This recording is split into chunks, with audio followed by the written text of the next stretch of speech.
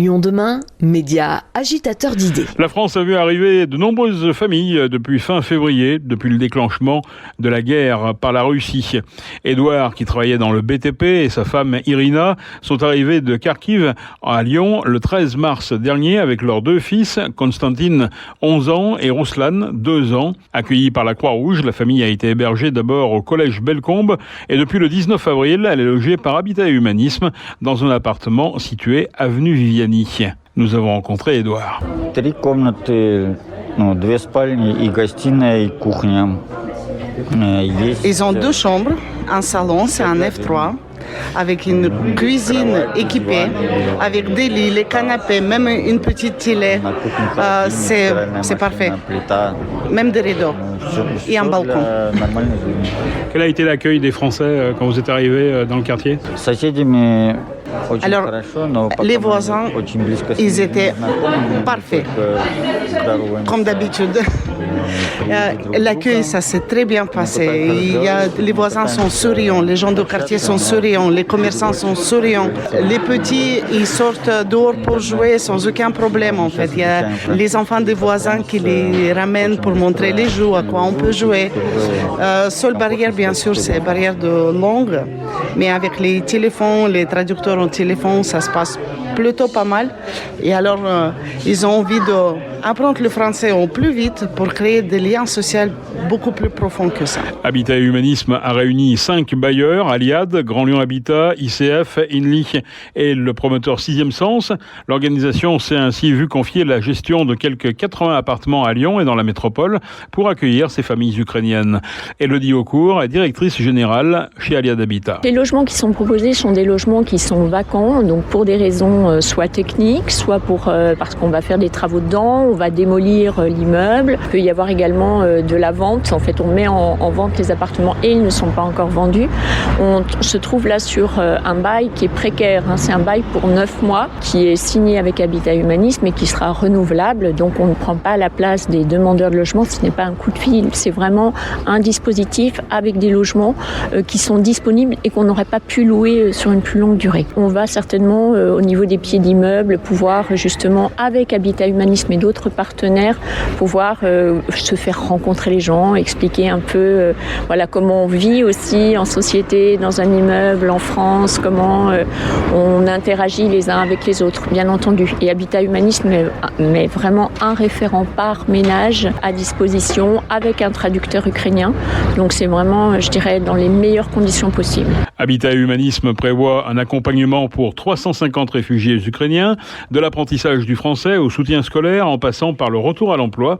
Nous avons rencontré Mathieu de Chaluche, directeur général d'Habitat et Humanisme. Cette mobilisation, en fait, c'est avant tout une dimension collective. Certes, avec Habitat Humanisme, mais quelque part, on nous attend aussi un petit peu là. C'est notre rôle, accueillir toute personne en situation de fragilité. Donc, évidemment qu'on était là pour accueillir ces familles ukrainiennes. Mais en fait, quand on est début mars et qu'on voit toutes ces personnes arriver à Lyon, on se dit qu'on va pas y arriver tout seul et que c'est avec des partenaires qui ont des logements, des partenaires qui peuvent nous aider à équiper les logements, qu'on va savoir répondre à ce défi. Et aujourd'hui, on est en état d'équiper 80 logements, d'accueillir probablement entre 400 et 500 personnes arrivant d'Ukraine en quelques semaines. Et on en est très heureux. Alors, où trouver ces 80 logements dans un contexte de logement social qui est assez tendu, d'habitude? Ce qui a été assez incroyable dans cette séquence, c'est l'émotion, je crois, qui a traversé notre pays.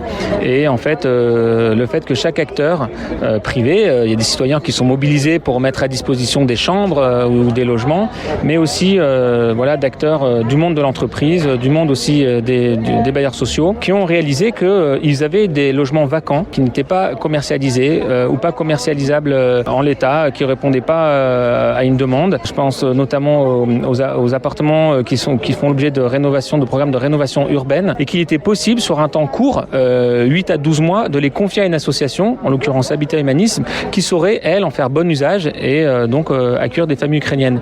Donc c'est cette émotion, je pense, qui a permis aussi à chacun de faire un petit pas de côté et de prendre cette petite part de risque nécessaire pour prendre sa contribution dans ce conflit en Ukraine. Alors 80 logements, mais aussi un accompagnement avec inéluctablement la barrière de la langue.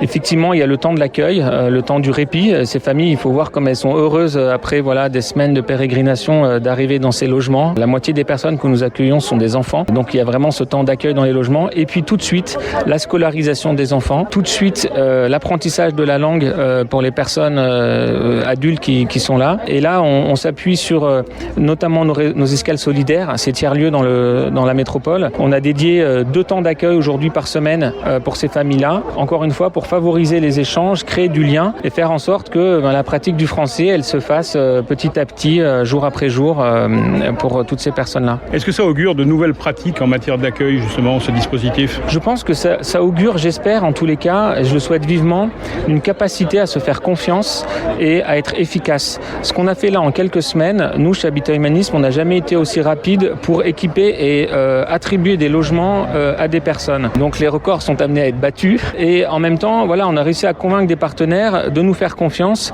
et ça, vraiment, je pense que ça va augurer, j'espère, d'une plus grande capacité collective à faire solidarité ensemble. Et en même temps, c'est une solution qui va durer 8 mois, 12 mois maximum. Ça veut dire que la question va se reposer dans 12 mois. En tout cas, il va falloir trouver une solution plus pérenne d'ici un an. Mais dans 12 mois, en fait, on s'adapte à chaque situation.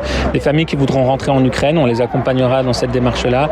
Les familles qui voudront rester ici, tout l'enjeu, c'est de leur permettre d'être autonomes. C'est des gens qui étaient autonomes dans leur pays, qui ont envie de travailler, qui savent travailler, qui ont des compétences. Voir comment on fait le lien avec ces compétences-là et les besoins de notre économie. Donc on fera, encore une fois, c'est un accompagnement singulier qui se fait. Et je pense qu'il y aura quasiment autant de réponses que de situations de familles accueillies aujourd'hui. Vous avez parlé de mobilisation générale. Est-ce qu'on peut encore mobiliser des acteurs et lesquels ?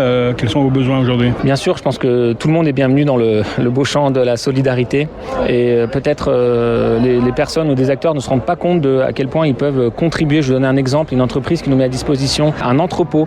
Et cet entrepôt nous a permis, nous, de gérer la logistique, l'équipement de 100 logements sur la période. Ça aurait été un peu plus compliqué pour nous sans cet entrepôt-là à Corba.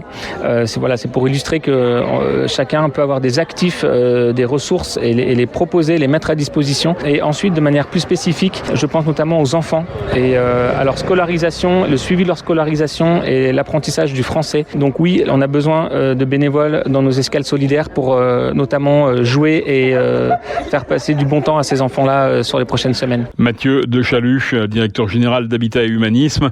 Au total, plus de 500 réfugiés devraient être logés et accompagnés par Habitat et Humanisme dans la métropole et le département du Rhône.